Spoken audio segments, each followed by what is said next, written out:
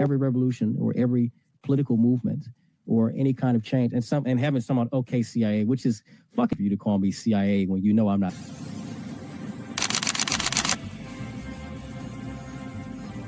Everything was politicized. It was, oh, this is when we became the left versus the right.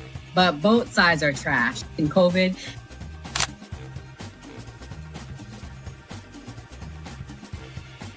his own thing. So it seems to be that money's the issue, that like we're using money and that's how politics is being pushed.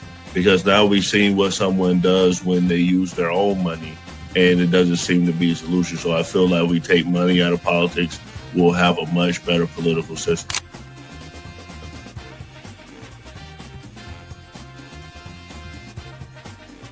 Politician, you think they're gonna come out and tell me the truth? They was lying to my mama. They ain't gonna never tell us.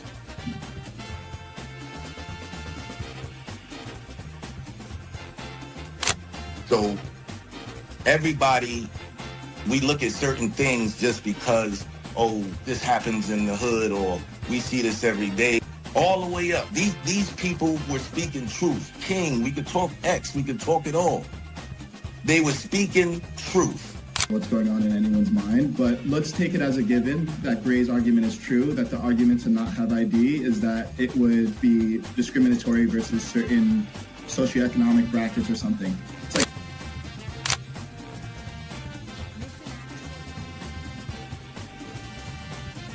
like the world's greatest trial run of what people will do and what people won't do. And we are the only country on the planet that really fought against the government. A lot of it,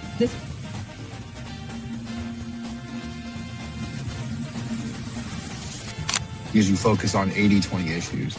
I'm looking at the Epstein issue as we have 80% of the information we need to prosecute these people that actually did anything, but you're focusing on the 20% trying to take down Donald Trump, which you're never going to get. So I'm going to keep sitting here with a smug-ass face on every single day. I'll explain. Good question. I'll give you the answer. The Republican Party constantly talks about transgenders and transgender surgery to minors.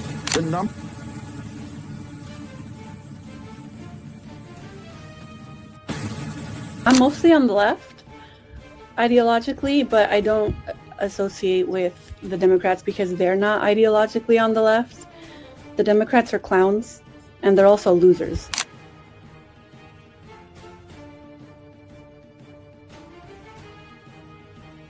About to be any engaging conversation. It's not about to be any discourse about different political ideologies, what works and what doesn't. If that is the outcome, right? For example, I'm not going to go and just put myself in the middle of a KKK rally. Verify me. I'm not fucking fed. They always do this. I'll say this, right? But they did the same thing to Nick. We've seen the video. They'll call people who are genuine and authentic feds. Because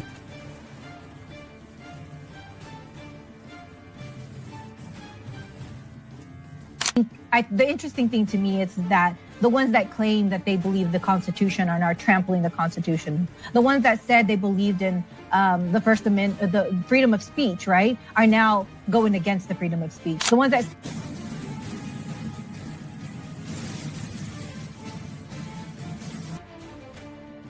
So to see and hear this strong, compelling speech with emotion, I think that's extremely important for young men to see from a leadership perspective.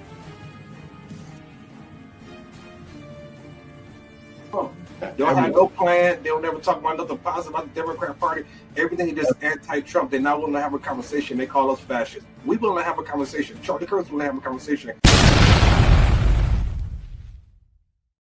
The United States of America did not begin with a revolution against tyranny, only to serve a foreign nation state.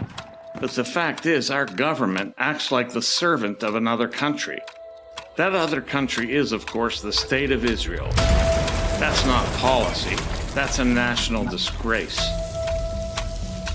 I'm Michael Rechtenwald, founder of the Anti-Zionist America Political Action Committee, or AZAPAC. Let's cut to the chase, shall we? The U.S. government has been hijacked by forces loyal to Israel. Does Congress represent us? No.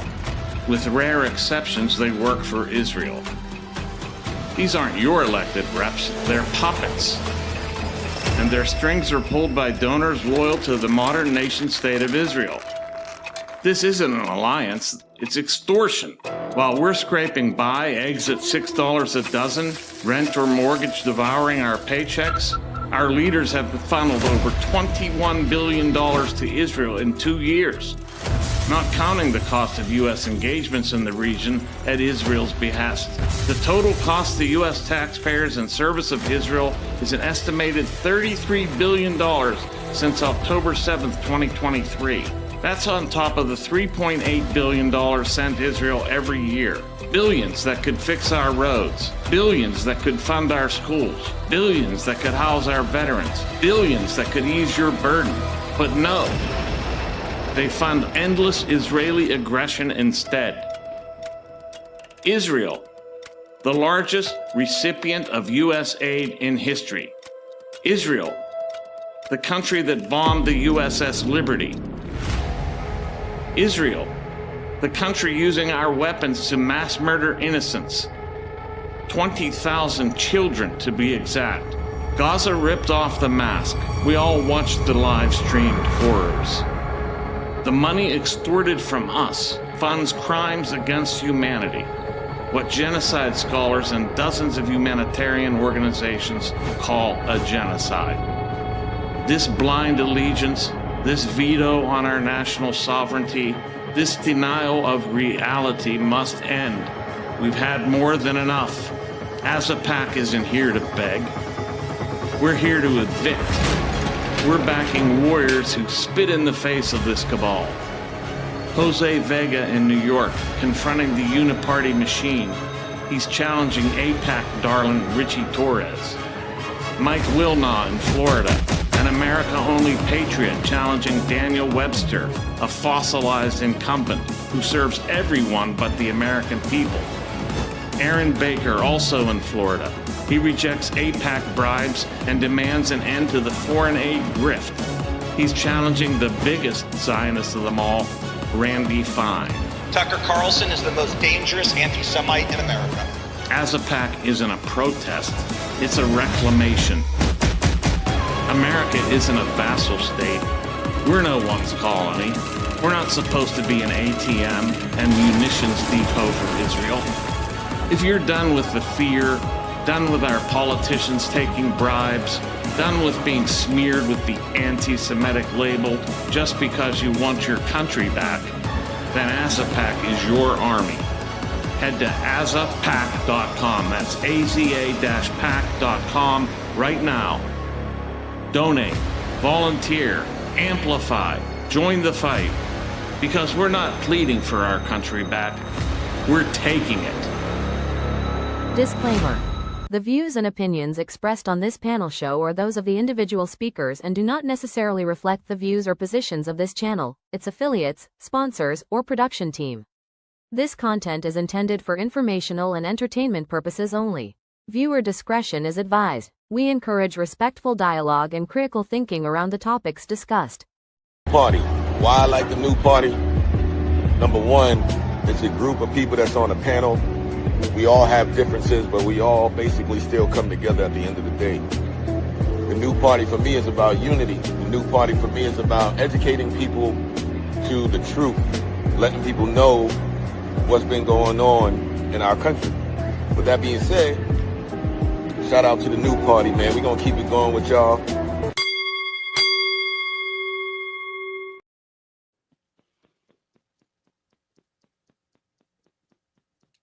You're muted, Nora. Welcome to the new party. I'm Nora Christine. I'm Gray Mars. It's Mia. I'm Kamal. Oh, you muted, bro. Enzo, you muted. You're still muted. I'm skeptic. I'm Kim. That's Enzo. And tonight on the new party, we have a very special guest, Michael, the founder of Anti-Zionist America PAC. Michael, the chat's going crazy. I think we got some Zionists in the chat. They already going at you. So I'm going to kick it off by asking the biggest question of the night. And again, we got to put this out there. Given the growing scrutiny around political organizations and their perceived affiliations, how does ASAPAC plan to distinguish itself from groups known from anti-Semitic rhetoric or associations with movements like the Groyper movement? Additionally, can you clarify whether ASAPAC intends to collaborate or distance itself from figures or factions tied to those ideologies? Oh, okay, great. We're going to go right at it. That's good news.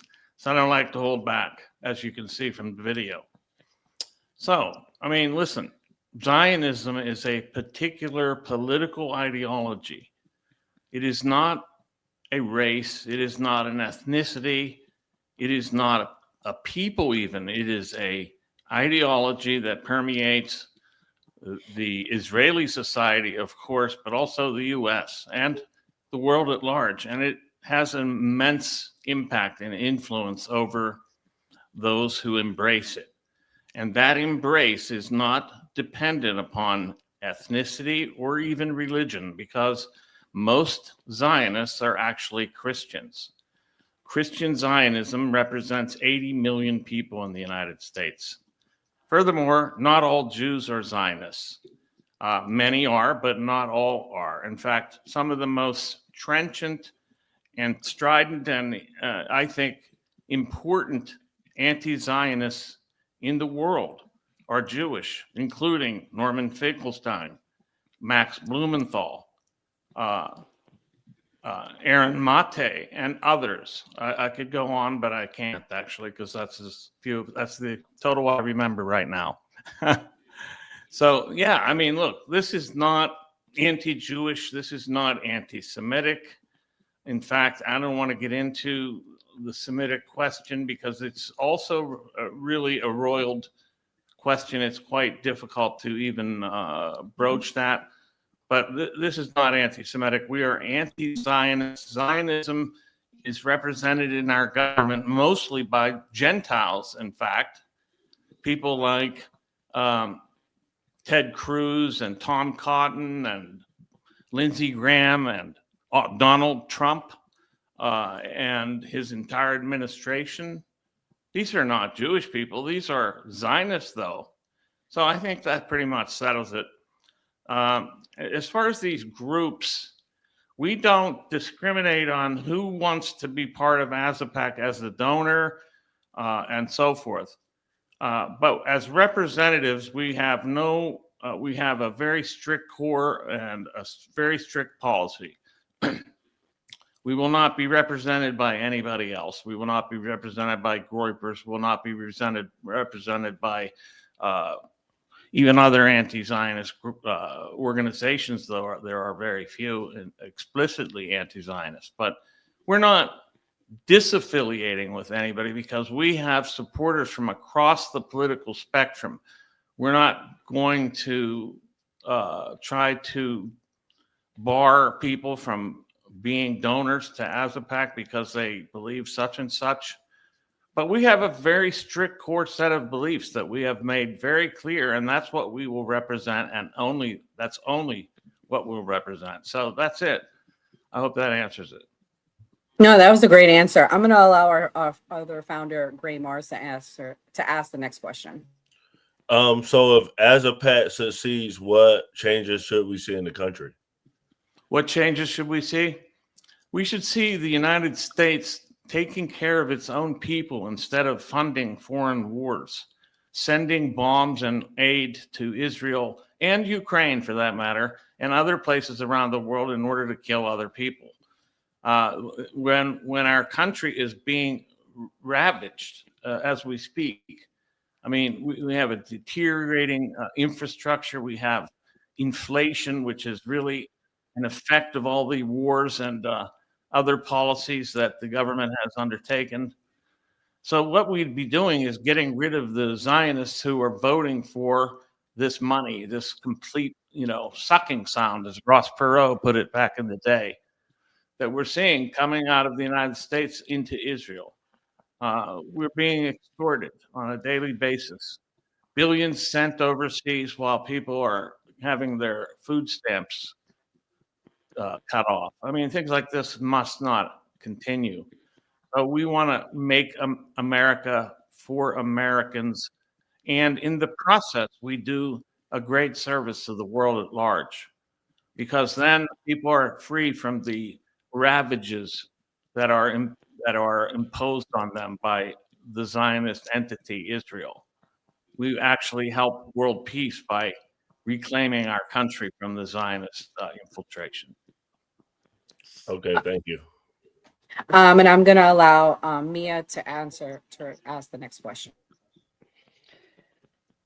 So, so when I was, going through your website and obviously looking you up, you are a reformed leftist, but it sounds like this movement is based on taking care of Americans only versus taking care of Americans first. So would you say this is an America first, or is this an America only ideology?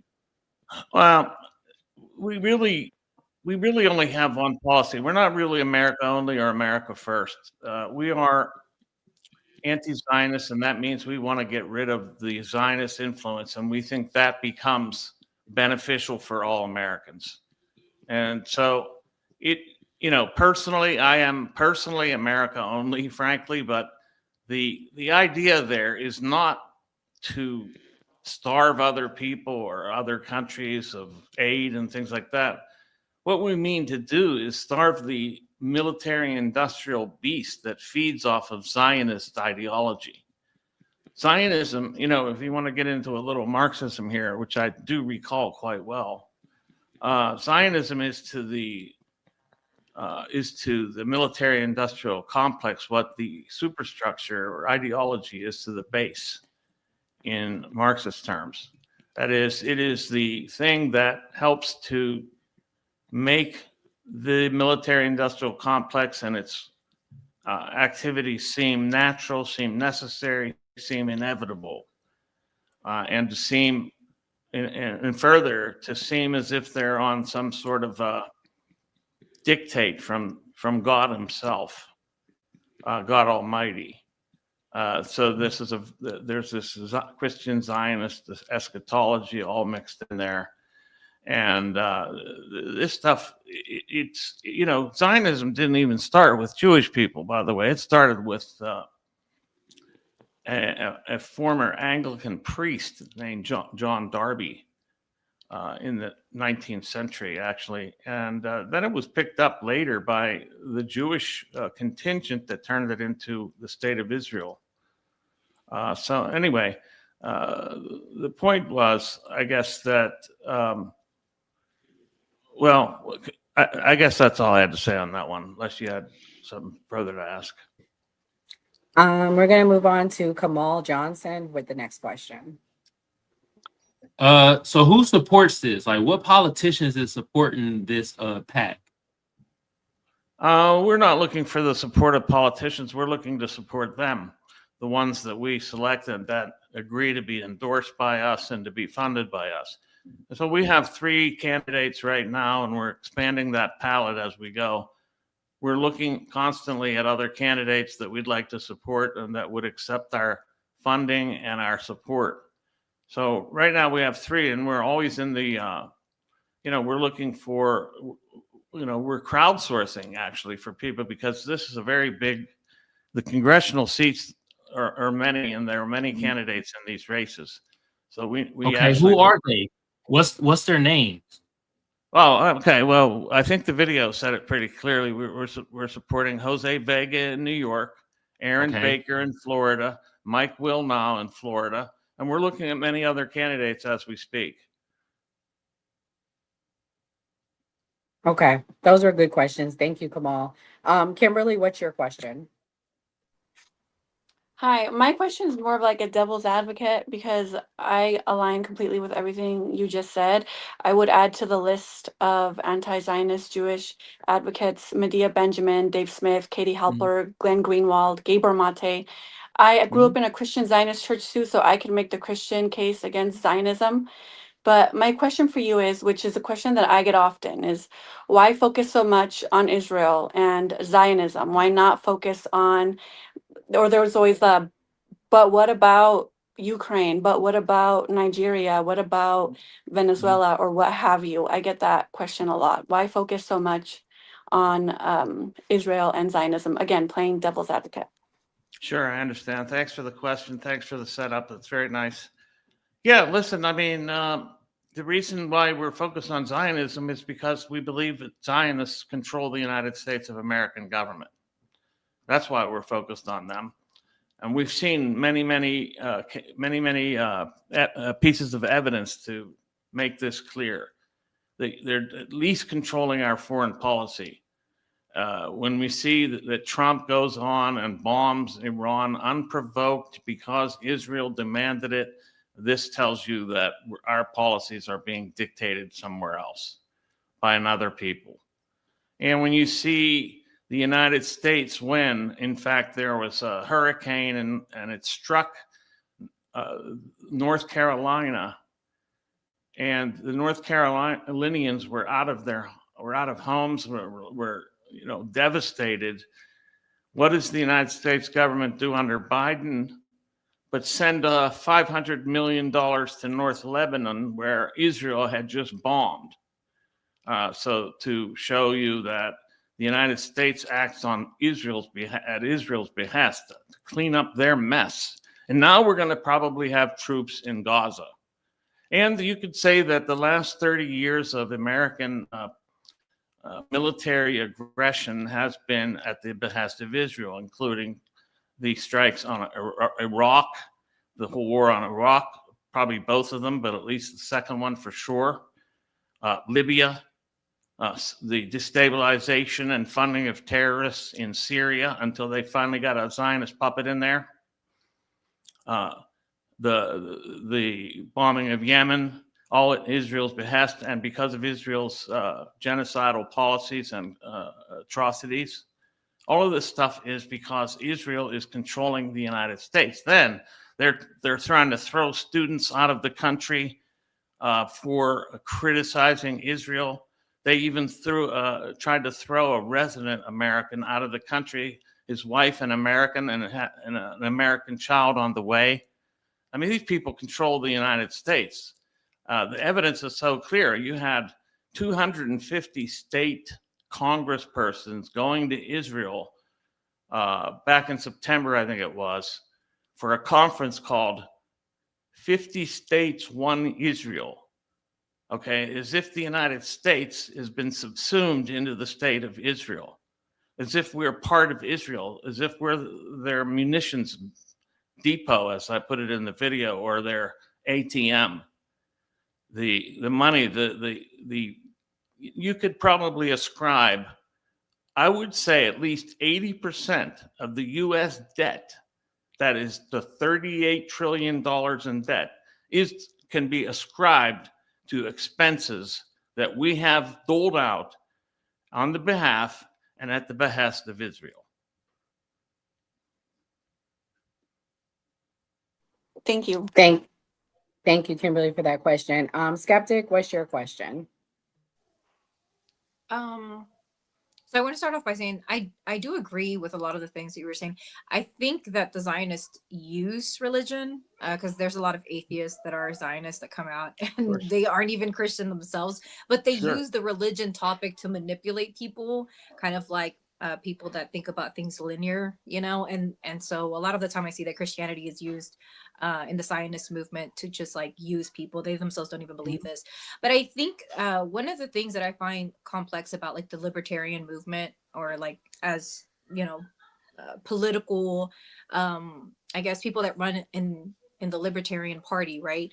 We understand that for as far as like the federal, for like the presidency, we tend to be a two-party system, and a lot of things that the Libertarian Party stands for as far as ideas go, I tend to see kind of play out in the Democratic Party, like becoming more globalist and not being so imperialistic. And like the military complex to me seems to be a way that America has continued to uphold this power over other countries, or over foreign countries. Like you're saying, Israel has a hand in that. They understand that the military complex in the US has been a big part of our power structure, right?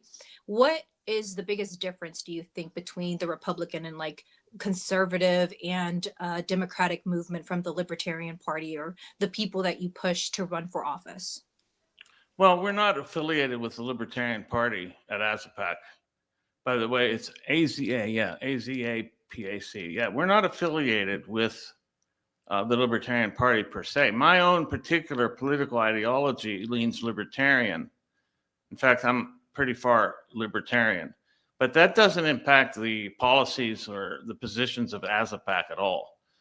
The only thing that really I hold as central and fundamental to AZAPAC and my beliefs that steer AZAPAC is the non-aggression principle, which is a foundational premise of libertarian thought. And that is you have no right to aggress upon another person or their property. And that's exactly why that principle is what is in violation in Gaza and the West Bank and everywhere else that Israel bombs indiscriminately. So, as far as the libertarian, what parties we select, we don't care what party the candidate is from. We do want them to be viable. So, third parties are less viable in the United States, except at the very local level. We're not working at the local level. We're working at the level of Congress right now. That's where we want to get the biggest bang for our buck, is to get Congress people in. And I don't care what party they're from. We're not partisan at all. In fact, I think that it transcends left and right. And I think we attract, and we have attracted people from both sides of the so-called political spectrum, which I'm not a great believer in. Anyway, I think the up-down or vertical axis is much more important. That is the people versus the ruling class, frankly. And the ruling class is Zionist. Before Enzo asks his question, we have 2 super chats. W Enzo, thank you, Bad Pancake, for the super chat. And Big Tim says Israel has made many technological breakthroughs. Now I will allow Enzo to ask his question. Perfect. Thank you for coming. First off, my question would be, so CARE isn't registered as far, and they receive gifts and direction from other countries specifically that are adversarial to the United States, like Iran. Why should we be more concerned with Israel, considering the amount of times CARE has been listed as an unindicted co-conspirator in tons of terrorism-related cases in the United States, like the Holy Land Foundation and the Holy Land Five? So, in my opinion, I think this is more important than 1% going to Israel, when Israel gives us pretty much 10 times more back, and we give them 3.3, they give us 48 billion back. So okay, well, I mean, those are some assertions that I can't really adjudicate right here, because I'd say that look, I don't care how much the military industrial complex gets back from Israel in their purchases of weapons using money that was stolen from me, okay, and other taxpayers. I don't care whether the Israelis are able to make technology that we can't make here. Maybe they could do it without killing 100,000 children. That's what the real number is. Maybe they could do it without stealing from us to pay for it. That's what I would say to that question. I don't really care how beneficial they are in some other respect, or whether they feed the military industrial complex or the Palantir panopticon that is being constructed thanks to the same people, the Zionist billionaire class. So no, I'm not worried about CARE. I'm worried about, I think all foreign lobbies should be banned. Okay, all of them should be banned, but that's inclusive of Israel's foreign lobbies, AIPAC being the largest of those. Wow, this was a great interview. we would love to interview your candidates. We've been bringing people on, Michael, so we can talk about that privately. Before you head out, let us know your closing thoughts and what the future plan is for As a Pack for 2026. Sure. I mean, As a Pack is going to endorse and support candidates from across the political spectrum to enter into the government, to get out of this obedience and subservience to Israel and their constant funding by U.S. taxpayers to commit crimes against humanity. We're going to have nothing of it. We're going to start putting a block of candidates in place that replace Zionists and that make a wave in Washington, D.C. When we knock Randy Fine out of the picture in Florida, it will be a momentous victory, not only a political one, but a symbolic one that'll bleed over into other races. So As a Pack is putting forth anti-Zionist candidates to knock Zionists out of office and to reclaim the U.S. government for the American people. Thanks. Thank you again. We got to bring you back, Michael, especially in 2026. We appreciate you coming. God bless and good night. God bless. Thank you for having me. Thank you. All right, guys. There's some Zionists in the chat tonight, honey. I never seen y'all show up before. Some of y'all it's first time coming, and I know you're connected with Enzo, so it's really surprising tonight, honey. It's really surprising. But anyways, tomorrow night we will have another big guest. You guys will probably recognize him, so you definitely want to come back tomorrow. It's a very big guy on the left. I'm gonna have it be a surprise. He has 120,000 subs, so looking forward to having him. But before we kick it off, we're going to talk about Ilhan Omar. Did she really marry her brother? Is she going to be deported? This is like the biggest story of the night. Let's play this first clip and see what Trump had to say about her today, because he definitely went in. Nothing. The welfare is like 88%. They contribute nothing. I don't want them in our country, I'll be honest with you. Okay? Somebody would say, oh, that's not politically correct. I don't care. I don't want them in our country. Their country's no good for a reason. Their country stinks, and we don't want them in our country. I could say that about other countries, too. I can say it about other countries, too. We don't want them to hell. We have to rebuild our country. You know, our country's at a tipping point. We could go bad. We're at a tipping point. I don't know if people mind me saying that, but I'm saying it. We could go one way or the other, and we're going to go the wrong way if we keep taking in garbage into our country. Ilhan Omar is garbage. She's garbage. Her friends are garbage. These aren't people that work. These aren't people that say, let's go, come on, let's make this place great. These are people that do nothing but complain. They complain. And from where they came from, they got nothing. You know, they came from paradise, and they said, this isn't paradise. But when they come from hell, and they complain and do nothing but bitch, we don't want them in our country. Let them go back to where they came from and fix it. Is this real or is this AI? Thank you very much. No, that was real. That was from today. Oh, like he was cussing and everything. I was like, man, he said bitch. I was like, oh shit. He's a xenophobe. Yeah.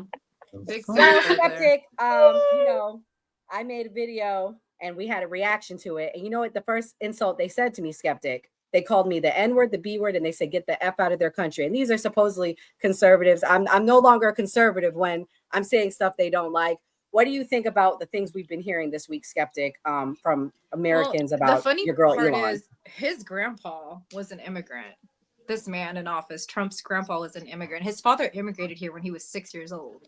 So like, it's funny when I see people whose parents didn't teach them to have pride in their ancestry. Like this man sits up here and talks, what's your grandpa, what was he running from? Did he come from hell? It seems like he did. But the interesting part is, I feel like they're trying to derive from the actual issues that we're having. The things that this man has literally caused. The deregulation that they did in AI is literally causing, and we already knew that there was going to be unemployment because of AI, but Doge went in and deregulated a lot of the AI regulations that we had, and now we're seeing an uprise in unemployment. You saw Amazon that just laid off how many thousands of people. Like, we're seeing the closure of the Tyson plant in Nebraska for beef. Like, unemployment is on the rise. Okay, inflation went up. It's like now we don't even know because they said they weren't even going to release the CPI report. Everything is way more expensive. This man is ignorant, and now we have to sit here and listen to you talk about Ilhan Omar. Why should I care about that when you're literally destroying our nation? This man he has somebody in office who, number one, is probably drinking on the job and is committing war crimes. This man said kill them all. Like, what are we talking about? And you want to sit there and say these people are coming from hell? We are creating this nation a hell. That's what we're doing because we voted for an ignorant person. It's crazy. Well, you know, I'm going to show why you should care about Elon tonight. And I'll let the chat decide. This is a clip of talking about fraud, and let's see if she did commit any. President tweets as if he has the authority to terminate temporary protected status for Somalis in Minnesota. Even little kids in 8th grade know that that is not an authority that the president has and can wield. The other unlawful thing that our lawless president is claiming to do so is to terminate that status for only one state, which he has no authority to do so. So, for the 300 or so people that are impacted, that currently live in Minnesota and across the country, we see you and we stand with you, and we will make sure we do everything that we can to help make sure that your status is adjusted before March of 2026.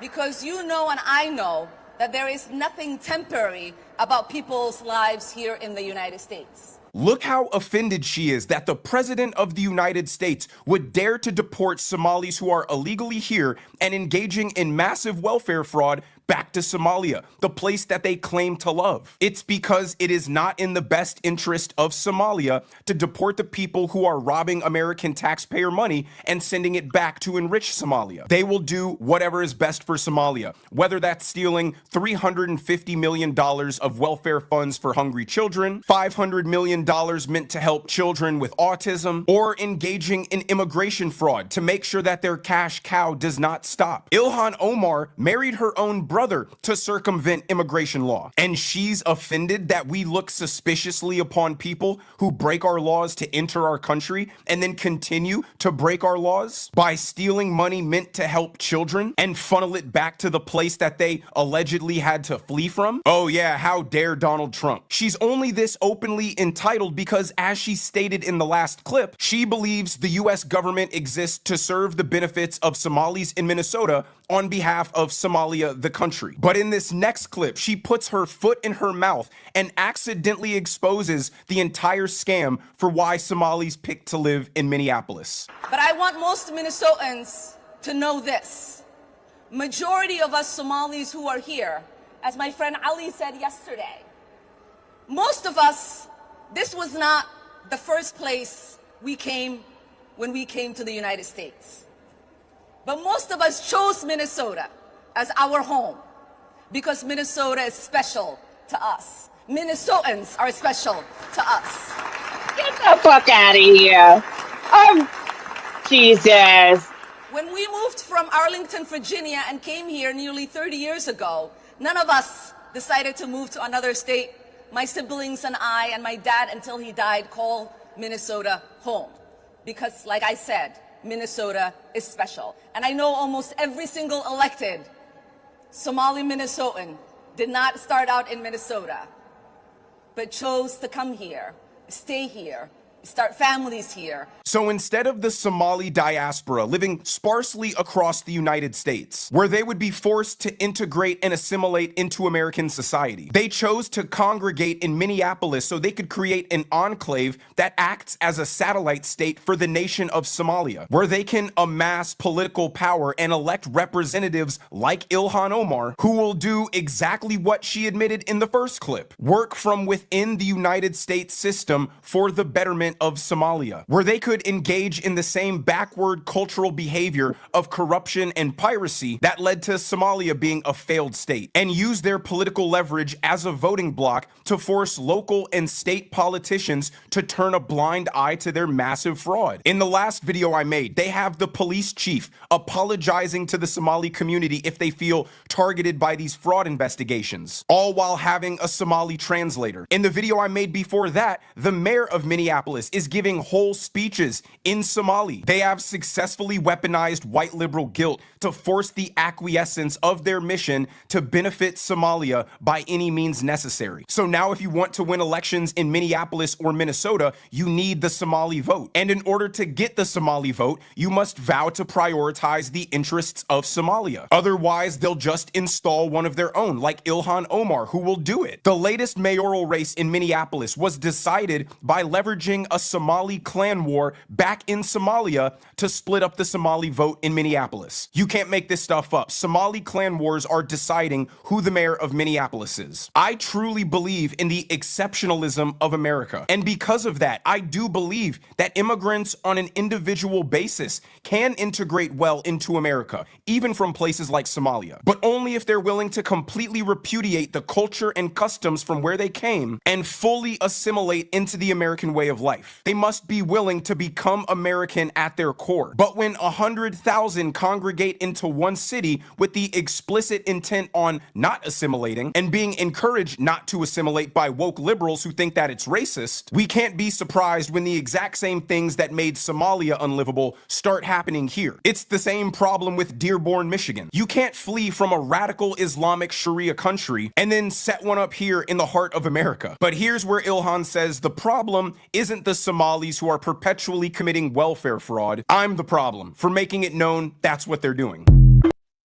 Can I just say something real quick, though? It's funny that they're acting like Somalians are taking over Minnesota when in 2025, it was assumed that they made up 1.2% of the population of the state of Minnesota. Like, that's so awesome. Well, Mia, and if you're going to say something hold about on, skeptic, hold on. Because here's hold the thing, we they're all, asylum seekers.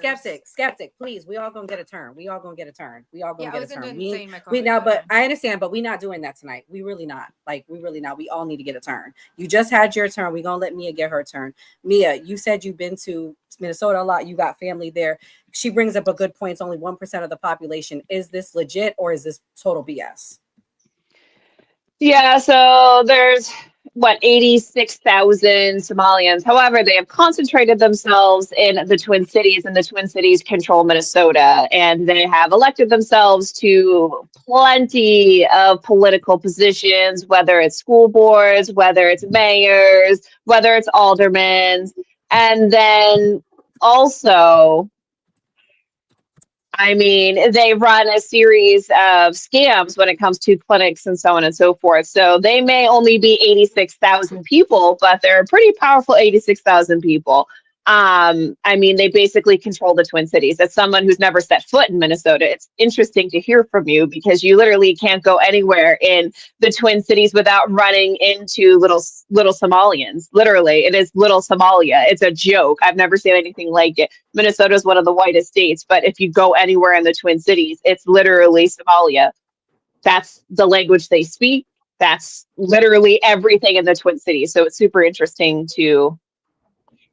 Yeah, they may only be 86,000, but they essentially control the state of Minnesota. And considering they've committed billions of dollars worth of fraud, I'd say, I mean, they really are taking advantage. She is not wrong. Minnesotans are primarily Slavic and Nordic in descent. And as a lot of Democrats enjoy what they do in Norway and how well they treat their people and their social net programs. So a lot of people, like scammers from Somalia, will see that these kind-hearted, kind-natured Nordic people would love to take them in and help them. And they they're repaid by these Somalians who scam them. So yeah, she is right. It is a very special place because these are incredibly kind people who come from incredibly kind communities who immigrated here to do what's best. And they get scammed by Somalians. She wasn't wrong. It is a very special place. I enjoy Minnesota. Great. We just heard two viewpoints. Skeptic started with hers, Mia ended with hers. Do you think that this is hyperbole, or do you think that this is something that Americans should be worried about? It's probably a combination of both. I mean, immigration as a whole is an issue, but using bigotry and hatred towards a certain group just based on them having different beliefs. I think the guy next door to me is Muslim because when the hurricane was coming, he started praying. It sounded like he was speaking Arabic, and we laughed, and I was embarrassed because I felt like he heard me because the power was off. But it wasn't like it was this massive thing where it's like, okay, now I see you outside. It's completely uncomfortable. It was this awkward situation, and we moved past it. So like people can be of a different culture, and it can be awkward at times because my other neighbor complained about him to me. But if you just talk to people and try to like understand people, I think it's fine because we're all human beings at the end of the day. I mean, the other big allegation with Ilhan Omar this week was regarding her immigration situation. This woman says we shouldn't be looking at who she married, but about her documents. Let's watch. Hey, sports fans. AJ Kern here. I recently received a letter from the United States Citizenship and Immigration Services that I'd like to share with you in a moment. But first, a little background. In 2019, Ilhan Omar changed her birth year from 1981 to 1982 on her Minnesota State Legislative page, Wikipedia, and her U.S. Congressional page. You can watch a video explaining why on ajkern.com.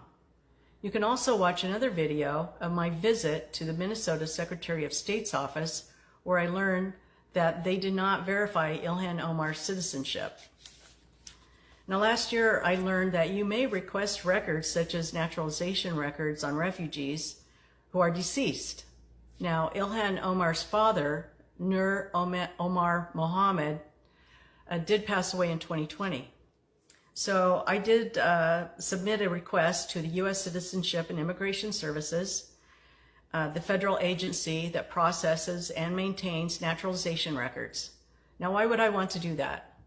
Well, Ilhan Omar claims that she obtained citizenship when she was 17 years old, meaning that she's claiming she derived citizenship through her father.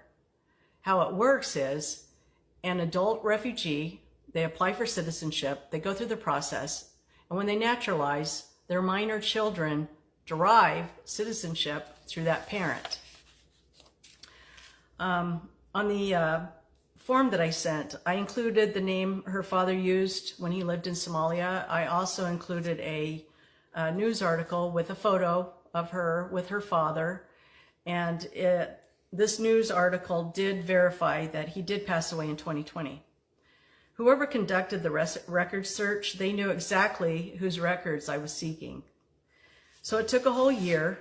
I did receive the letter on June 20th, and ironically, June 20th is World Refugee Day. Interesting. Your index search request was received in this office on June 27, 2022 regarding Nur Omar Mohammed. Yada yada, we completed a thorough search for records. Unfortunately, we found no matching index reference. Our search included all variations of the subject's name, including Nur Saeed Elmi Mohammed, with the same results. There's no records. You can see the letter on ajkern.com. And I want to be clear about this.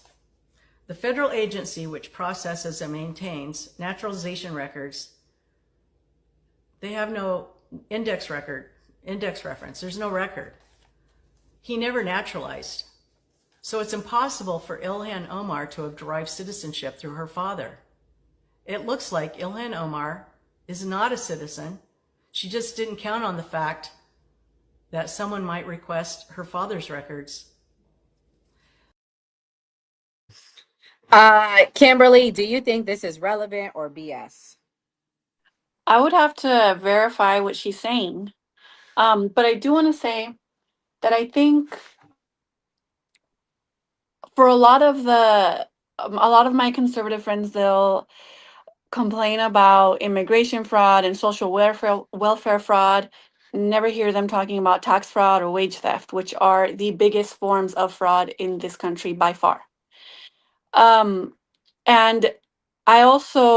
this reminds me of the story of that school principal that lied on his about his immigration status. I think that's indicative of the failed immigration policies that we have in this country. We need immigration reform. I haven't heard anybody talk about what we did to Somalia. Somalia is one of the 7 countries that we've attacked as a result of the clean break strategy. A lot of the times when you get immigrants that come in from other countries, you interview them, they don't leave their country because they want to. They leave their country because they have to. And I'm letting you know right now, I have kids. There's nothing I wouldn't do to protect my kids. I would cross over illegally. I would go through any loophole. I will do what I have to do to take care of my kids. These are people who are desperate. These are people whose countries we have bombed and decimated. And we also need to consider the fact that our immigration system has failed. We need immigration reform. We want people who are productive citizens in this country who will contribute to the American dream. And I think that immigrants make America great.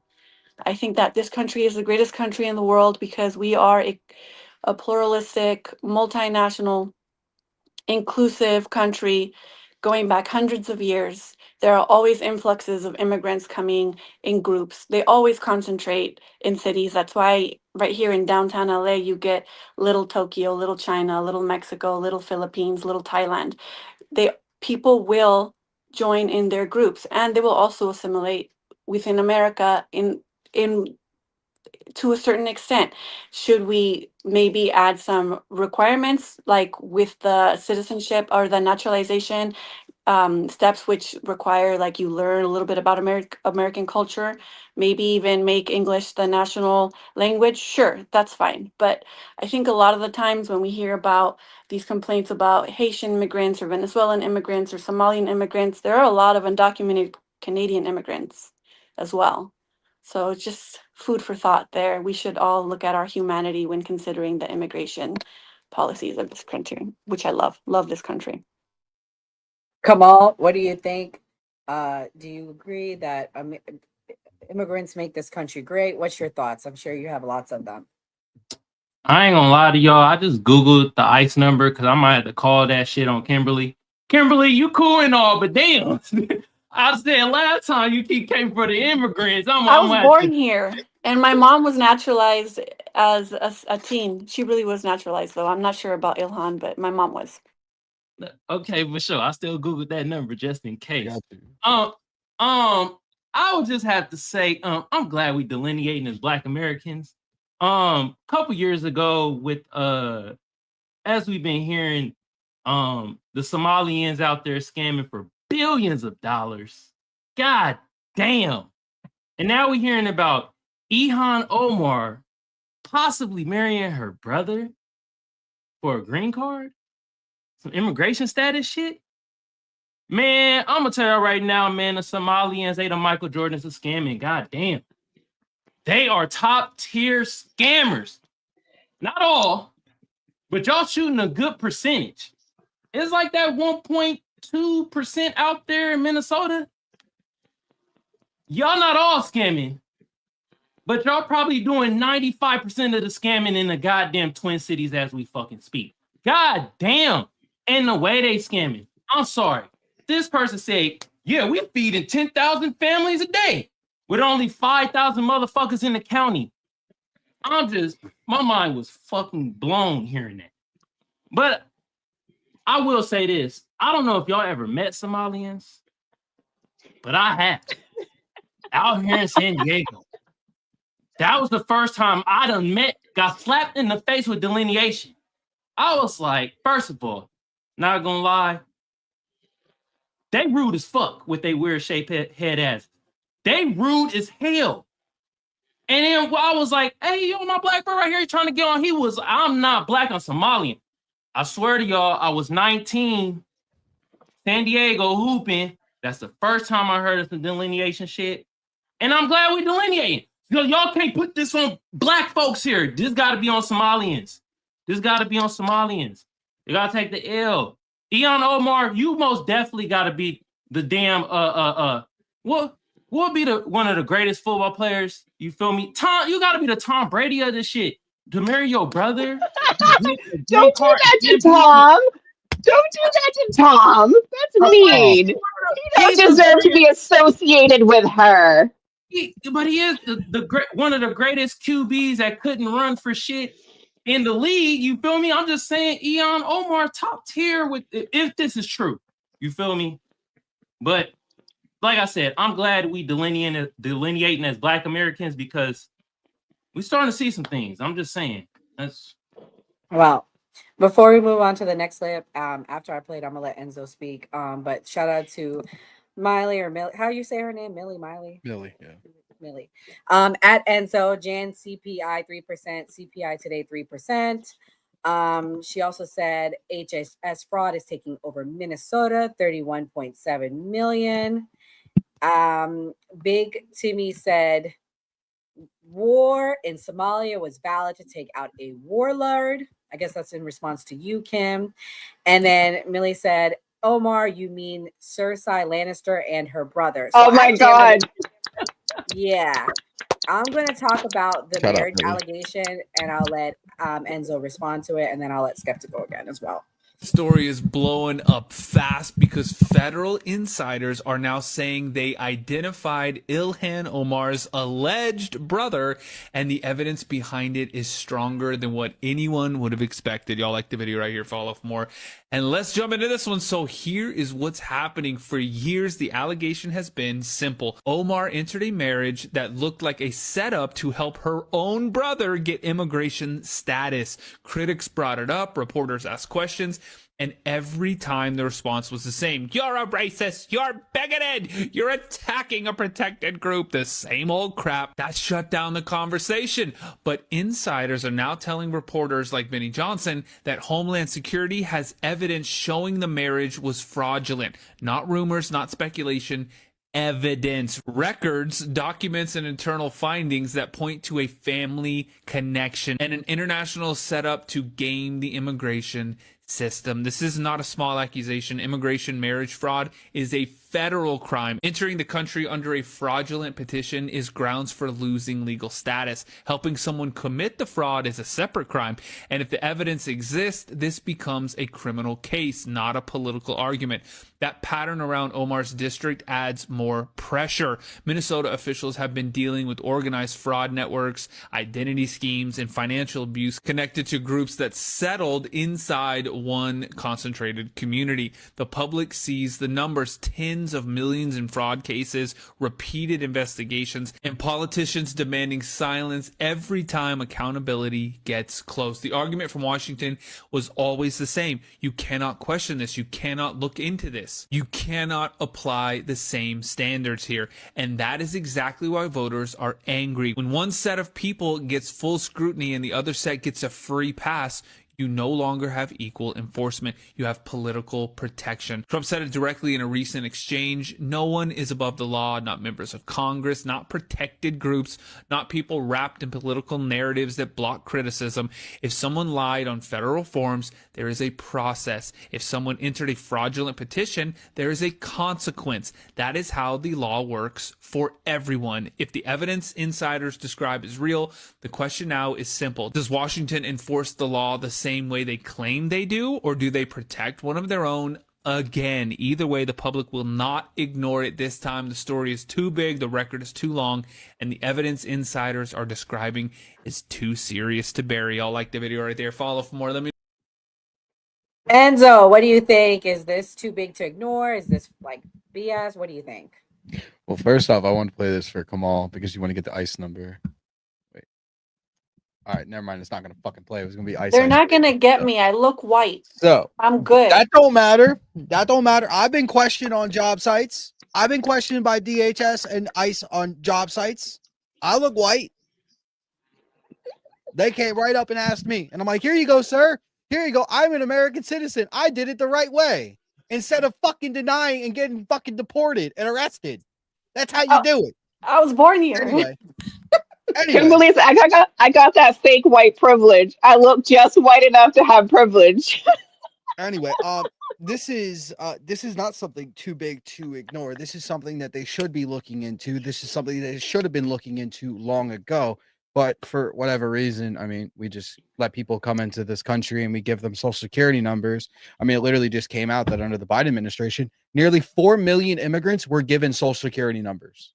Let that sink in. Illegal immigrants were given 4 million social security numbers.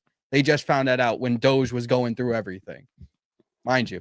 But back to this, right? Ilhan Omar. This is why I say that if you're not born in America, you should not be allowed in any type of elected official seat whatsoever. If you were not born here, if you're an immigrant and you come here and you have a child here, sure, let that person run. Let that person be in office. It doesn't matter what we do with the situation whatsoever, because the Democrats are going to paint this. Oh, this is Donald Trump going after his political opponents. This is Donald Trump going after the Democrats. Even though we know they committed crimes, we're still going to blame Donald Trump. Blah, blah, blah, blah, blah, blah. We see this all the time. You guys are going to literally just sit up here and keep covering for Democrats. We see it with the Epstein shit. What about Jasmine Crockett and them covering for Hakeem Jeffries and Stacey Blasquette that's texting Jeffrey Epstein? You guys are literally covering for people when you wanted these files out so people go to jail. Now you're covering for them. They're going to do the same thing.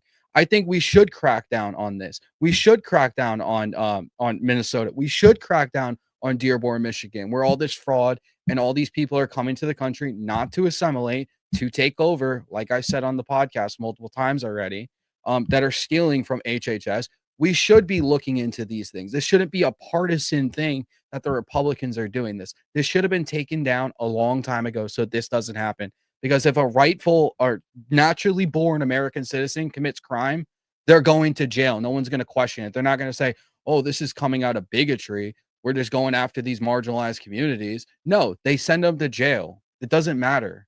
So I don't know why we're giving special treatment or just looking the other way or trying to cover things up anymore just because it's somebody who's in politics. They should be the ones that are going to jail. They're supposed to represent us.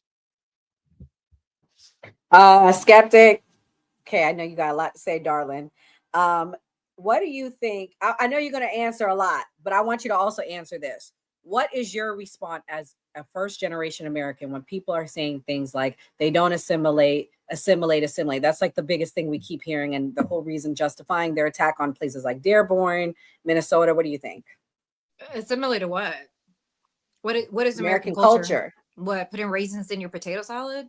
Like what is American culture? If it's so racist, then why come here? I have never, and I didn't interrupt him, so I expect him not to interrupt me. I haven't understood what American culture is. Being white tea, dyeing our hair blonde. What? I speak Spanish. My parents, I speak English and Spanish. I speak 2 languages. It seems like Ilhan Omar speaks English too. Like, the interesting thing about this, not only are they 1%, 1.12% of the population, let's be accurate, okay?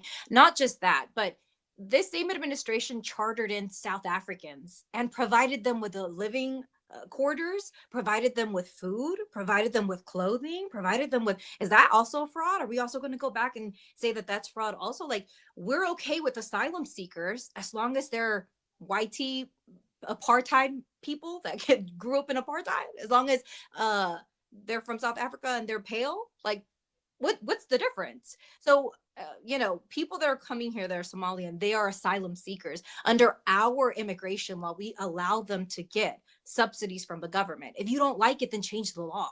But you can't just come in and charter in South Africans and say that's okay. They assimilated well, huh? You guys send them all into what, Idaho? That's fine that there's a little group of them in Idaho. No problem with that. We can't even tell because they're white tea. But all of a sudden we have a problem when we have 1.12% of Minnesota that are asylum seekers. Like, the hypocrisy just jumps out at me, and it's really like funny that they want to sit up here and say these things. But I will say something. Now that they're starting to turn over and look at Haitians and look at people from Somalia, best believe that they're going to be asking everyone for their paperwork. And I doubt they're going to be people that that have some melanin in their skin. So if anything, they're opening more the door to be able to ask you and say, hey, prove to me that you're from here, because I just don't know. So I think that this is a dumb thing that we're allowing and that we're not criticizing. It's wild. We're making such a big deal, but we're not making a big deal about the things that actually matter. The tariffs that are being argued in the Supreme Court, and I'm listening to Supreme Court justices say, hey, what are we going to do if this is illegal? What are we going to do with the money that was taken from Americans? How are we going to give it back?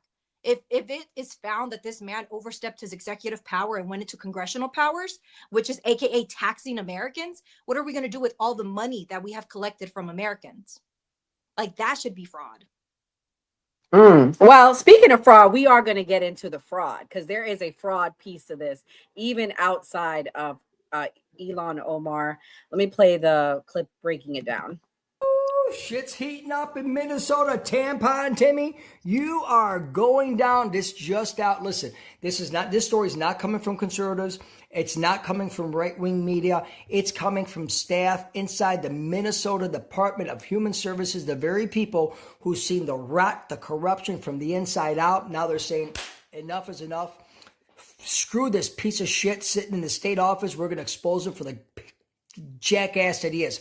And listen, what they're describing is one of the most corrupt state-run government operations in the history of the United States. I thought it was bad here in Illinois with the Pillsbury Doughboy up in Springfield and Jabba the Hutt down in City Hall. But what the mayor of Minnesota and the governor of Minnesota are doing and have done to the Minnesota people is absolutely fucking disgusting. According to DHS staff, Minnesota DHS staff, Tim Walz personally engineered a system of intimidation, retaliation, and fraud protection that let criminals siphon millions, and hundreds of millions of dollars while punishing anyone who tried to blow the whistle off the corruption that was happening, right? So he protected the criminals that were stealing the Minnesota taxpayers' money and threatened, those who wanted to expose it, right? They say Governor Walz was warned. They say he ignored it, and they say he retaliated very hard, when questioned about it.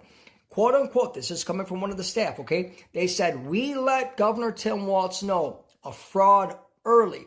We got retaliation. We got monitoring. We received death threats in an effort to discredit us, right? All these employees said that Governor Tim Walz retaliated against the whistleblowers, threatened their families, disempowered the office of the legislative auditor, installed unqualified loyalists in top agency roles. I wonder why, to protect his own fucking ass, right? And let politically favored groups commit fraud with impunity. And we all know that the massive fraud that's going on with this feed our family bullshit, to the tune of $1 billion that 80 Somali immigrants have been arrested for, right? And the massive healthcare scam that the fucking state is doing too.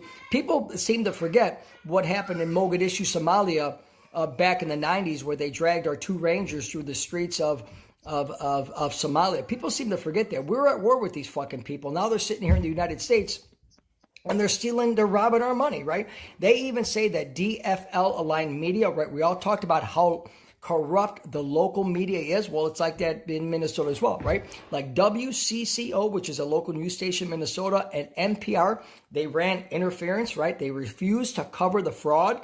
They attacked whistleblowers, all while protecting Walz politically, right? Because listen, everybody knew what was going on, all the leaders, everybody, and they refused to cover it. Why? Because they're fucking criminals and they hate the American people. The liberal media is no good. I've been telling you guys this for months and months and months, and shit is finally coming out. Agency leaders appointed by Governor Tim Walz, Tampon Timmy, right? Mr. Twinkle Toes himself, disregarded rules, laws, and fraud reports. And the whistleblowers say something even more explosive, right? Now Minnesota is drowning in fraud. I mean, the state is fucked. I thought we were bad here in Illinois. They're really screwed out there, right? So I will tell you, this is a real story, guys. There have been recently public accusations by employees of Tim Walz claiming he failed to stop large-scale fraud under his watch. Gray, what do you think about these allegations? They're saying it's even up to $1 billion. Yeah, and I think Mia shared in the chat on TikTok where they tagged Kamala Harris in the election and said that Tim Walz was committing this fraud. So I think it's crazy. I think when we say, though, that it's just like the Democratic Party or just the left, we kind of take away from that individual person's responsibility, because some of these people are just criminals. So when you give them the out of just to blame a group, you're kind of taking away the individual responsibility of that politician that abused their power and committed corruption. Mia, so it sounds like you've probably done more research on this. Can you tell everyone what's happening in Minnesota about these allegations? So there's actually a lot of scandals happening. So first and foremost, they have the housing scandal happening. So Minnesota, like I said before, is comprised of mostly Nordic and Slavic individuals, and they are known to be socialist people. They're community based. So their basic belief is to help the community. So they have these housing funds, like think apartments, rent, so on and so forth, that you can utilize to get help, right? Well, a lot of Somalians were scamming that. They were starting LLCs and running them out of PO boxes, and they were actually committing Medicaid and Medicare fraud. So they were stealing people's social security numbers and billing their Medicaid and Medicare, all factual. It's actually on the news now, to the tune of 14,000, 21,000, 150,000. And then that is just the housing piece. That doesn't include the autism piece, because now they have actually prosecuted a female Somalian doctor of $14 million in Medicaid and Medicare fraud because she was running an autism clinic. But not just her, a lot of other people in her family as well. So there's the medical aspect.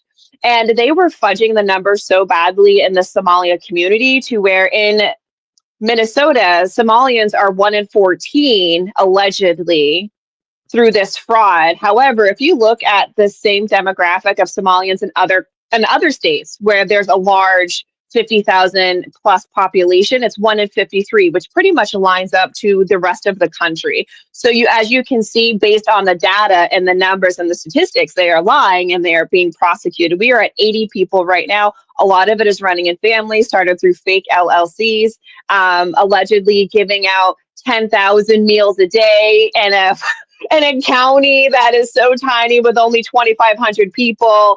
I mean, it's housing, it's Medicare fraud, it's welfare fraud, it's medical fraud. I mean, it's every kind of scamming you can potentially think of. These people are now being prosecuted for. And to add insult to injury, a certain judge named Sarah West in Hennepin County is actually overturning these convictions to some of these Somalians, even though they are being convicted by a jury of their peers with evidence. Some of it is now being they're being overturned by a rogue judge. So I guess we have a lot of rogue judges in this country. It's very interesting stuff. If you guys have not looked into it, you should look into it. They've actually tracked the money into Somalia to the terrorist group there. Like they're taking these people's hard-earned, Midwest people are so kind and so nice. And it's just so sad to see that some of the hardest working people of the heartland of this country, their money is being funneled by a bunch of piece of shit scammers into terrorist groups, which they've now proven. Like that's how bad and how big this is. Up to $1 billion now. So, speaking of scammers, I don't know what this means. Can you translate? Thank you, Millie. We appreciate you. W Millie, W Big Man. Timmy, what is she talking about? Enzo, please translate. So K-pop Demon Slayer is Jasmine Crockett. That's the little nickname. Like how I said Habibi Hakeem the other day. That's the nickname for them. Yeah. So who's check up with Dr. Epstein? Who's that? You didn't say. That's why I said she's on Capitol Hill covering for Hakeem Jeffries, saying, "Oh no, that's a different Jeffrey Epstein that lived in New York. That's also a sex offender." Got it. Got it. Yeah. Got it. Okay. And shout out to Big Timmy. Thank you so much. Walz is okay with fraud, but Orange Man bad, right? And we're gonna allow Kimberly to go next after this next clip, and she'll tell us how Orange Man is just as bad. I'm sure. I'm just kidding. Kimberly's doesn't have TDS. Here we go.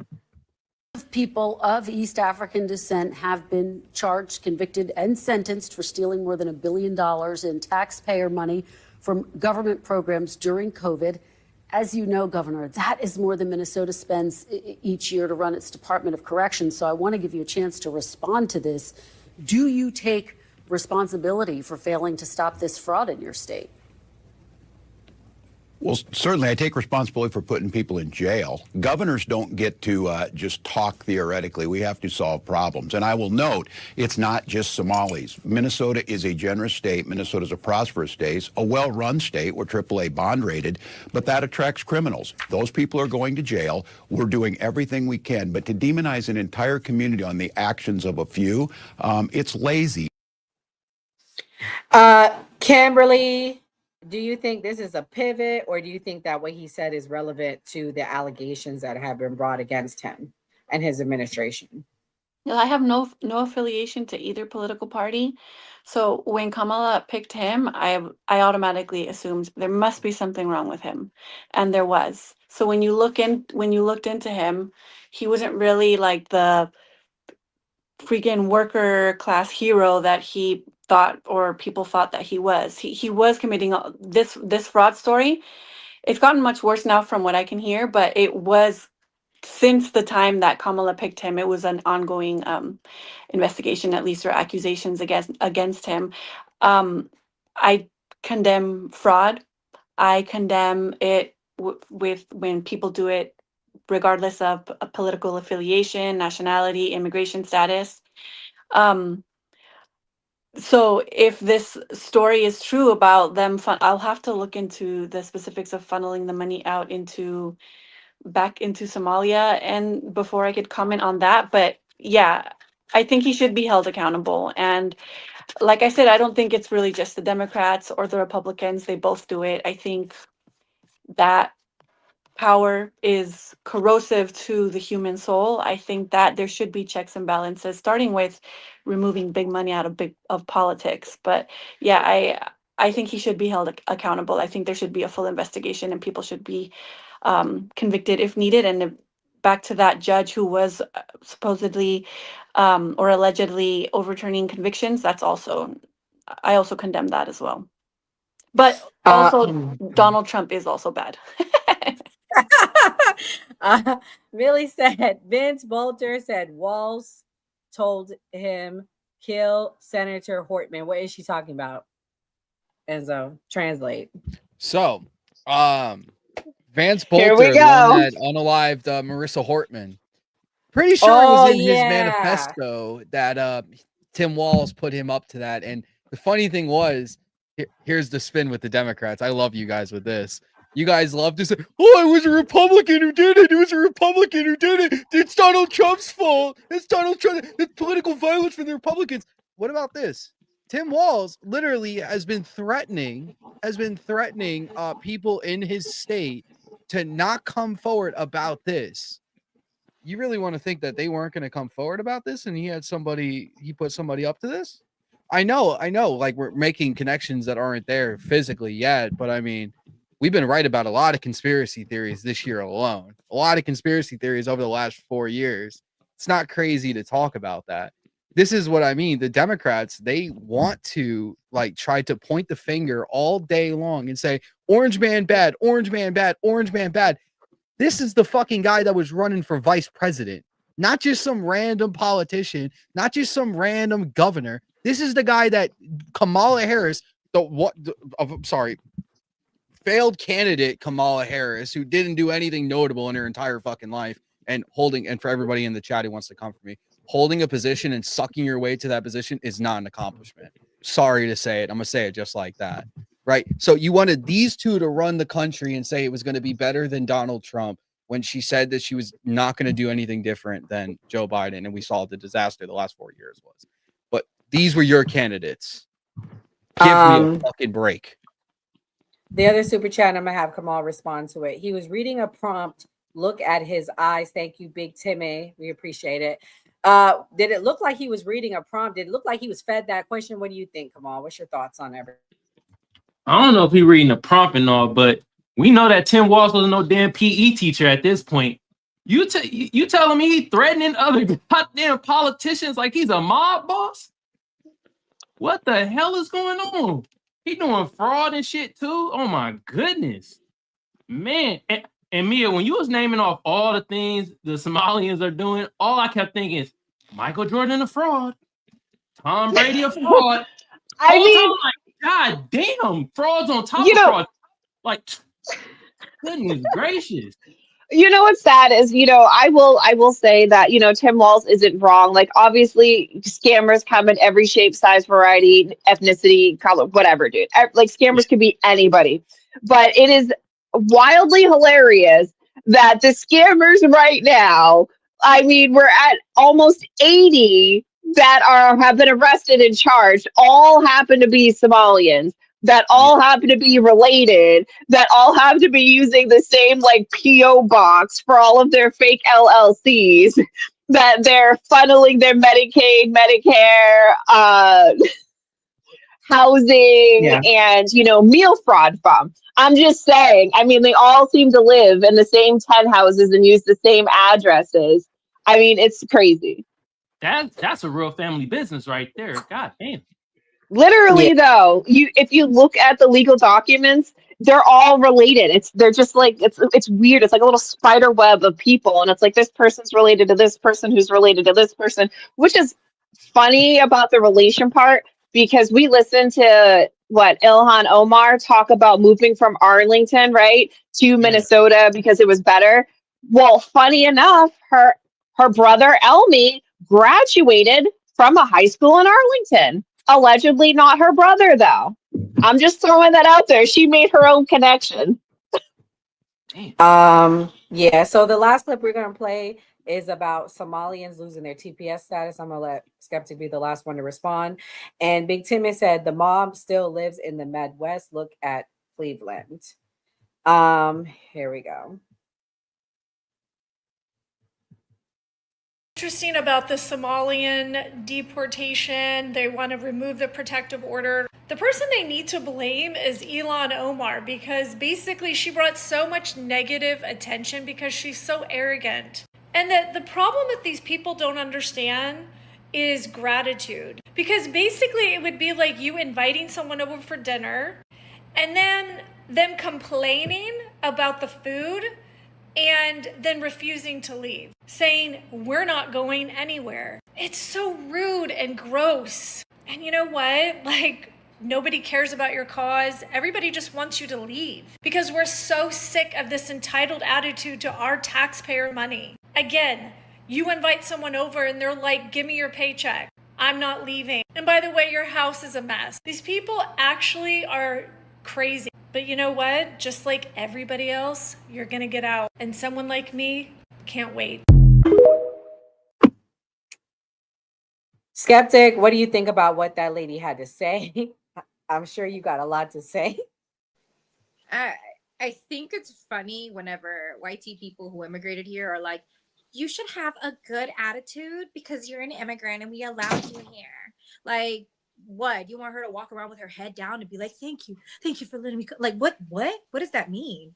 Like, she's an asylum seeker and she's here under your immigration laws. She didn't break any law. And it's crazy that we've heard so many theories. If she's not a citizen, if you're not a citizen, you're not going to run for office. Okay. You know what happens if you're undocumented and you run for a government office? You get deported. You know what happens if you're undocumented and you break the law? You get deported.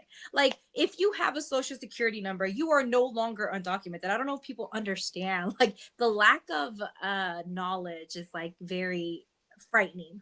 And I also want to say that the Kamala Harris thing is crazy, to say that this man has 34 felonies, right? And we want to sit here and do all these things. If somebody is corrupt and they're breaking the law, by all means, justice should be served. Like, I'm not the type of person that's going to take up for someone and say, oh, if this person's in the e-files and the Epstein files, oh, I think he's innocent. No, if somebody's a criminal, arrest them, convict them. I'm for actual law and order. It's funny when people who voted for a 34 count felon want to come out and do all this, oh, I'm for the law, I'm for people that abide by the law, and somebody sucked their way up whenever they were the attorney general for the state of California and actually went to school and educated themselves. I'm sure that she had to suck people off to get to Talk about the controversies of having her time being an AG. Hold on, Enzo. I'm gonna let you go next. He always interrupts. The fact that she's an educated woman, was the VP of the United States of America, the fact that she held positions of power that I don't know anybody else in this panel that has held those positions of power, but all of a sudden we should take the word of some TikToker because they're more educated and know more and want to say that a woman, because she's a woman of color, she had to suck her way off to be so successful. Is crazy. But you know what? Everybody can believe whatever they want to believe. I choose to believe that people and women, if they're educated and they work hard, they can reach places and they don't have to get on their knees one time. But that's just me, because that's probably the reality that I've lived. I've been able to educate myself. I've been able to hold positions. I've been able to do things. And I've been married for 10 years. And let me tell you, never had to do nothing other than abide by my education and my intelligence. So maybe other people's realities are different, but I think again the hypocrisy is at an all-time high. This man, not only are they going to say the Epstein files, anybody who is a person who has said a 10-year-old is the girl I'm going to date in another 10 years is sick. Anyone who has said their own daughter has legs like their mother, I don't know about up top yet, she's a baby, is a sick person. But again, if you want to manipulate yourself and believe what you want to believe and then come out and say all these things about immigrants because they're successful and have a white tea lady tell you she's walking around like she's a guest and all of a sudden she's not humble enough, like, okay, ma'am, you should be more humble to the indigenous people of this land, maybe, because you came in here and you gave them blankets that had the black plague, whatever they had in them, to unalive them. You literally unalive the indigenous people and you were the guest, sweetheart. So if anybody should walk around here with their head low and saying thank you, it should be you. But anyways.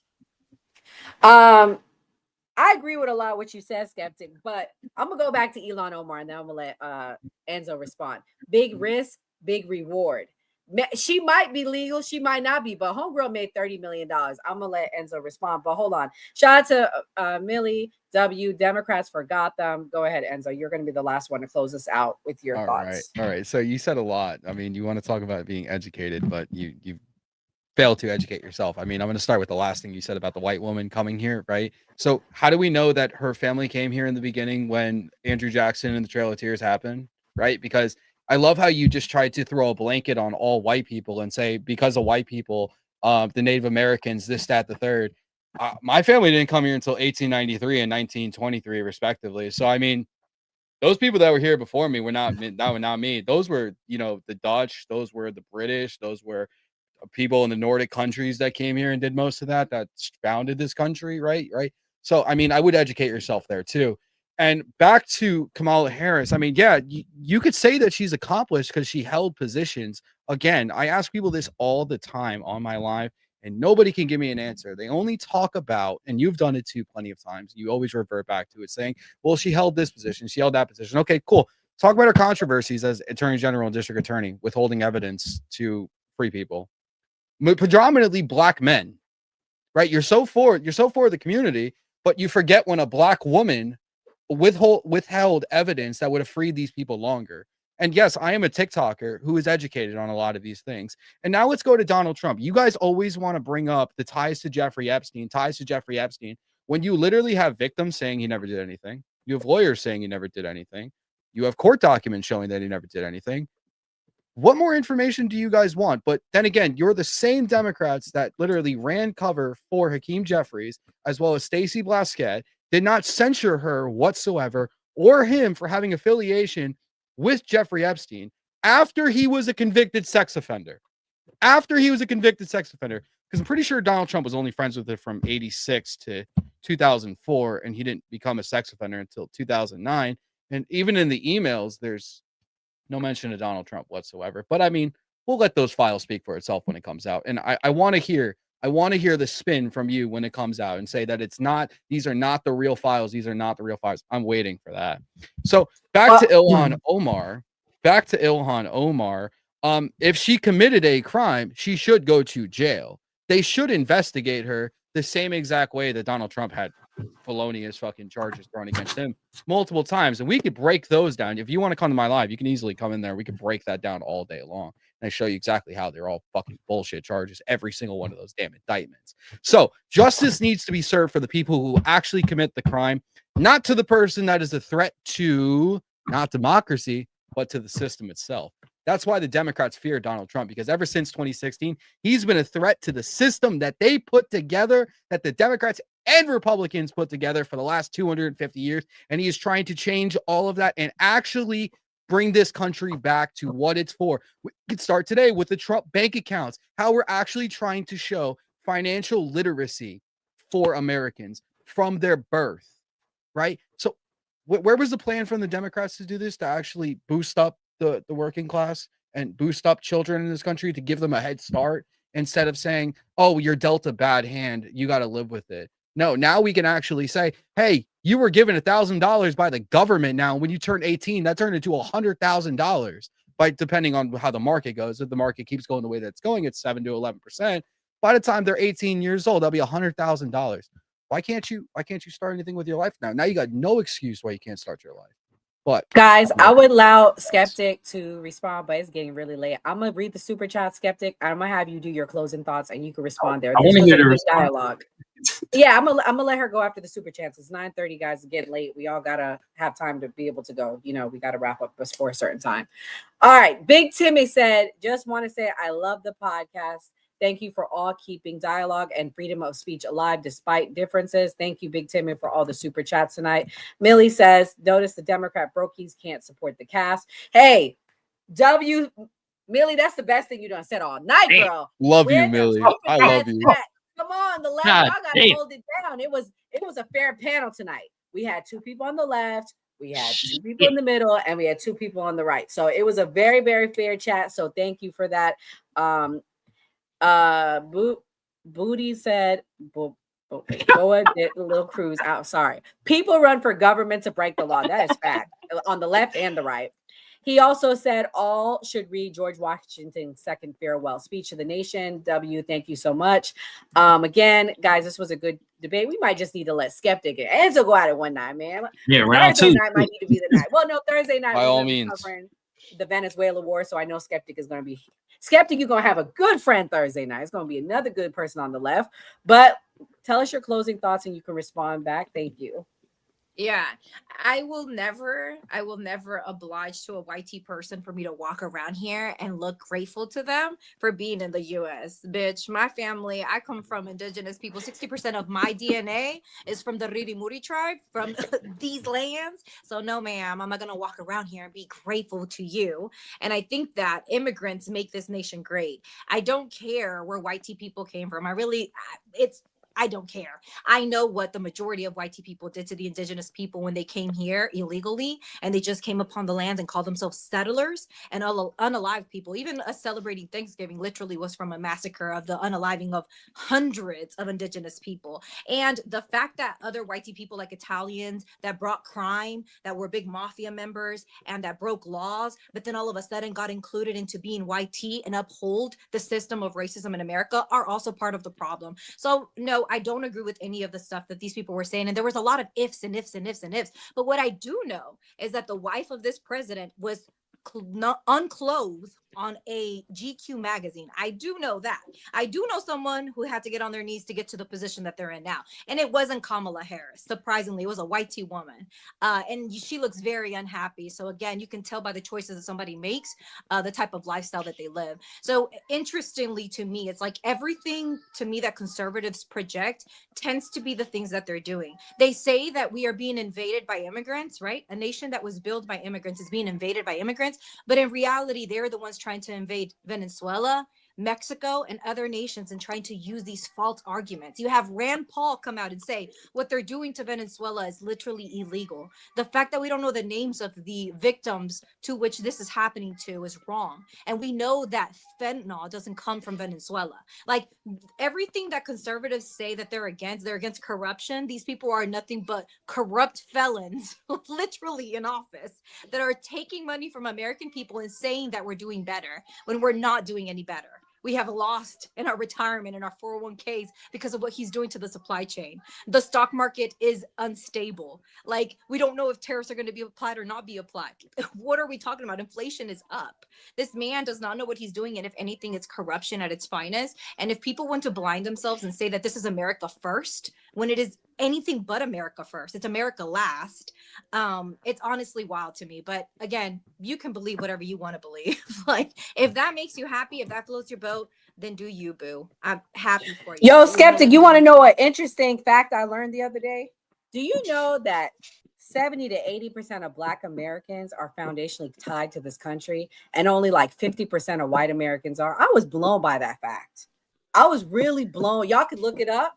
I was blown by that fact. Ray, I told you about it. I told Kelly about it. I was like, man, maybe the FBA's is on to something. But you know what? During the 1600s, during I want to say it was either before or around Beacon's Rebellion, the white people that were coming to this nation that were like the poor people, the outcasts, some of them were even fleeing from crimes. Like some people were literally sent to this nation because they were unwanted in their nation of origin. They were immigrants. Okay. Yeah, but I bring that up to say this is really a Black or brown country. That's all I was trying to get at. But in the 1600s, they understood that because they themselves wrote down in history and like journals that if the Black community and the indigenous community continued to grow, they were going to be the majority. But look at us now. Whew. Anywho, Kim, what's your closing thoughts? Oh man, that was a lot. That was a lot. That was a lot. Oh, I hate when you pick me first, but okay, I'll make it quick. I can go to somebody else. You want a moment to get your thoughts? Yes, please. I'll go to somebody else. We got some super chats, guys. Thank you again. I'm gonna go through them really fast. Wait, hold on, my bad, guys. Big Timmy said, I'm white tea, but also have 6% top B DNA. Your TDS is showing. Damn. Billy said, Harris got diddled by Mr. Brown. Ooh, that's fact. That is fact. But anyways, I'm gonna allow Enzo to go next. And then Enzo, don't do too long because we are wrapping up. I'm not. All right. So this was a great episode. I love when we have conversations like this. America is a lot of things. America is not perfect at the end of the day. If we want to look at the mistakes of our past that we've rectified over the years and still point it down and magnify it to the most minute level and say, this is wrong because we did that then, when that's not even going on here in 2025 is absolutely fucking asinine to me. To all the Democrats out there, this is why you guys lost the fucking election. This is why you guys continue to lose. This is why you guys continue to cover up everything, because you are products of propaganda at the end of the day. That's all this is. I'm not even going to be sorry when I say it. Skeptic, everything you said is literally just straight up propaganda that anybody can disprove at any fucking time. But I digress on that. Shout out the Cash. Shout out the chat. You guys are fucking insane tonight. All the super chats. Everybody, thank you. Everybody have a great night, and I will see you guys again on Thursday. Beacon's Rebellion is propaganda is crazy. All right, come on. I'm gonna let you go next. Ooh, yes. No, they were mad at you. God damn. And you know me, my number I thought was more like 40%. Because me and you have talked about this privately. So whatever, facts is facts. Ooh. First of all, goodness. Great show. When Skeptic and Enzo start arguing, I love it. Oh, I love it.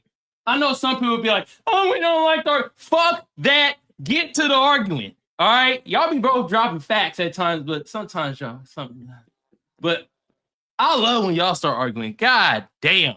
Entertainment like a mug.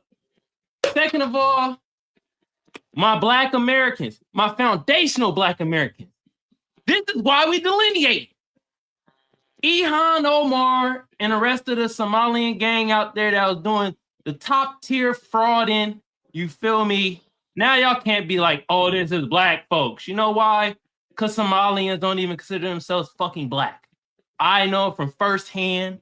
And not only that, all through the social medias and stuff, they say it on their own. So y'all can't pin this on us. Gotta pin it on them. Y'all gotta take the L on this one, Somalians. All right. Tim Walsh too. Oh, the PE teacher. That's a load of bullshit. This motherfucker's a mob boss. He out here frauding with the rest of the people and stuff like that. I'm telling you, man. Wasn't he talking about arresting people? He ain't done not one goddamn arrest out here. Goodness. And next that I want to say, shout out to Bird that came on earlier with the interview. I most definitely tagged them politicians and put them in my folder just in case down the line they say some anti-black bullshit. Because if they do, I'm gonna be on their ass. All right. And I'm doing that with the rest of the politicians that come on here. I got folders for y'all. Anybody that says some bullshit that is anti-black or goes against my goddamn lineage, I'm on your ass. All right. Shout out to the new party. Shout out to everybody from Mia, Enzo, Skeptic, Nor, Gray. Gray, you got to hit us with an animal analogy in a little bit. Kimberly, shout out to you too, but you say one more thing, I might have to call ICE. You feel me? God damn. But shout out to you, Kimberly. We gonna find you that married man soon. Or that rich man, not the married man. The rich man soon. Y'all go follow the new party. Hit the notification bell so you know when they go live. We do this Monday through Thursday, you feel me? On my end, Kamal Johnson Network. Y'all go follow me on YouTube. Also hit that notification bell so you know when I go live and you know when the new party go live. And the last thing that I have to say is, Nora, you got these people mad, man. You were like 70, 80% of, Black America go back to this land, you feel me? That's why if y'all want to make America great, pay us our reparations. We'll stimulate the fuck out this economy. You won't have to worry about none of this shit. The Somali, you won't have to worry about none of that. I'm telling you right now. All right?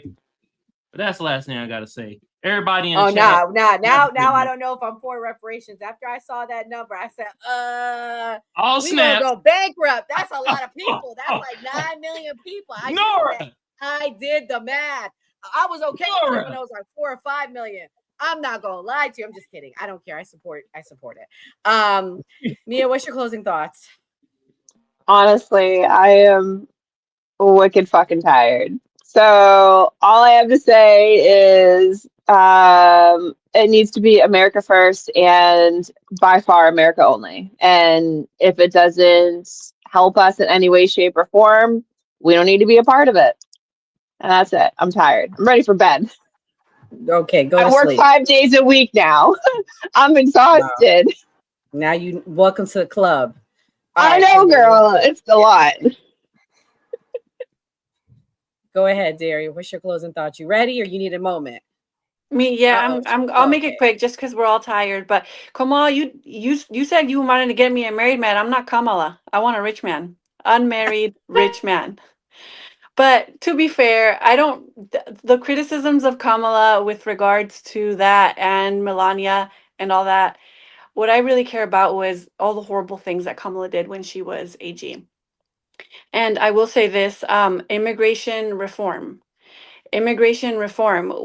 If Ilhan Omar really did commit immigration fraud, she should be held accountable.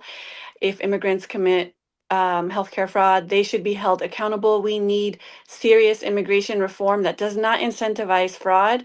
A lot of the immigrants that come from a lot of countries all over the world with temporary protected status are fleeing persecution, are fleeing crime, are fleeing they're coming here for a better life. Most people don't leave their country because they want to. It's because they need to. And I will say, again, I would do anything to protect my kids. I can't think of one thing that I would not do to help and protect my kids. So we should all be a little bit more considerate of our humanity. And I'm all in favor of, and I'll say this every day, reparations for descendants of freedmen. That should be priority. That was the original sin, and that should be priority. Americans should always be priority. Oh man, you night. about to be You up goddamn on right, Kamal's Kimberly. list, I'm gonna man. find you that rich man for sure. Once I find him, I'm gonna mail him to you. It doesn't even have to be a man. After a certain amount of money, like, I'll take anything. You always do that. If you're watching right now, press that subscribe button and hit that notification bell to know we go live.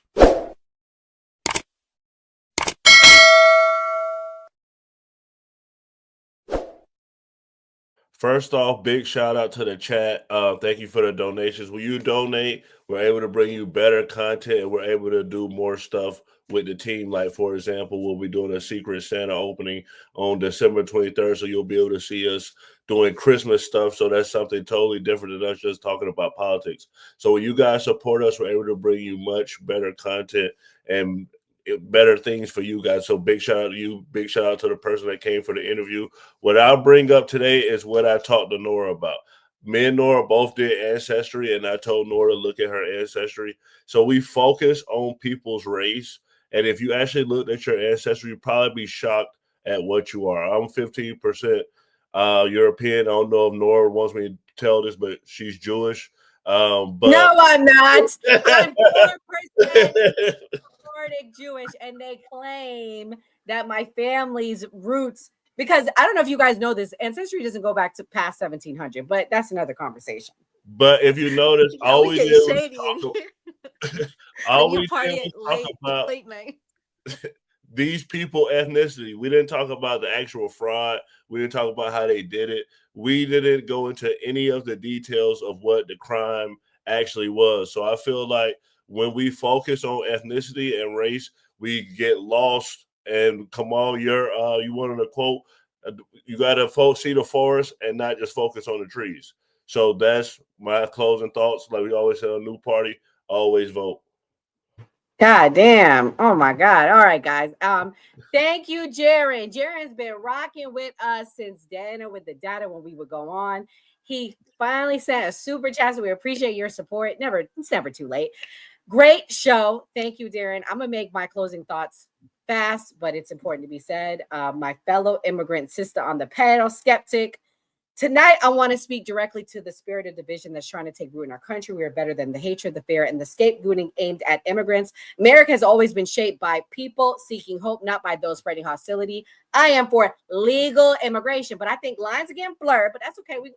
It's okay. It's okay. We're going to pray for America. The Bible reminds us, do not neglect to show hospitality to strangers, for by doing so, some have entertained angels without knowing it. That's Hebrews 13:2. People wanted to talk about the Bible tonight, so I had to put that in there. We are called not to fear each other, but to see each other, to build a nation where every family, no matter where they come from, can live, work, worship, and dream in peace. Yes, we have challenges, but I'm optimistic because the same God who brought us this far is not finished with America yet, because we are the greatest nation on earth.